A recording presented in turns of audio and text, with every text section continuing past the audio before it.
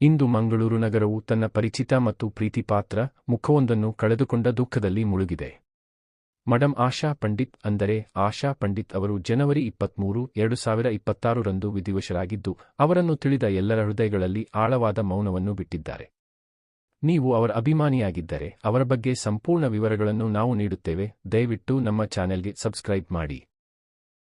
ಮಂಗಳೂರಿನಲ್ಲಿ ಪ್ರಸಿದ್ಧ ಸ್ಥಳೀಯ ವ್ಯಕ್ತಿತ್ವವಾಗಿದ್ದ ಅವರು ತಮ್ಮ ಆತ್ಮೀಯ ನಗು, ಸಾಮಾಜಿಕ ಮಾಧ್ಯಮದ ಮೂಲಕ ಜನರೊಂದಿಗೆ ಹೊಂದಿದ್ದ ಸಂಪರ್ಕ ಹಾಗೂ ಪಡೀಲ್ ಸಮೀಪದ ತಮ್ಮ ಅಂಗಡಿಯ ಮೂಲಕ ಎಲ್ಲರ ಮನಗೆದ್ದಿದ್ದರು. ಆ ಅಂಗಡಿ ಕೇವಲ ವ್ಯಾಪಾರದ ಸ್ಥಳವಾಗಿರಲಿಲ್ಲ, ಅದು ದಿನನಿತ್ಯದ ಮಾತುಕತೆ, ನಗು ಮತ್ತು ಹಂಚಿಕೊಂಡ ಕ್ಷಣಗಳ ಕೇಂದ್ರವಾಗಿತ್ತು. ಅನೇಕ ಜನರಿಗೆ ಮಡಂ ಆಶಾರನ್ನು ನೋಡುವುದೇ ದಿನಚರಿಯ ಭಾಗವಾಗಿತ್ತು. ಇಂದು ಅದು ಅಪೂರ್ಣವಾಗಿದೆ. ಅವರ ಕುಟುಂಬದವರು ಅವರು ಸಂಜೆ 4 ಗಂಟೆಗೆ ಶಾಂತವಾಗಿ ವಿಧಿವಶರಾದರು ಎಂದು ದೃಢಪಡಿಸಿದ್ದಾರೆ. ಆದರೆ ಆ ಶಾಂತ ವಿದಾಯವು ಅವರ ಅಗಲಿಕೆಯ ನೋವನ್ನು ಕಡಿಮೆ ಮಾಡಲಿಲ್ಲ. ಅವರ ಜೀವನವು ದೊಡ್ಡ ವೇದಿಕೆಗಳಲ್ಲಿ ನಡೆದಿರಲಿಲ್ಲ, ಆದರೆ ನಿಜವಾದ ಸಂಬಂಧಗಳಲ್ಲಿ, ನಿಜವಾದ ಮಾತುಕತೆಗಳಲ್ಲಿ ಮತ್ತು ಸಮುದಾಯದ ಮೇಲೆ ಬೀರಿದ ನಿಜವಾದ ಪ್ರಭಾವದಲ್ಲಿ ಬದುಕಿತ್ತು.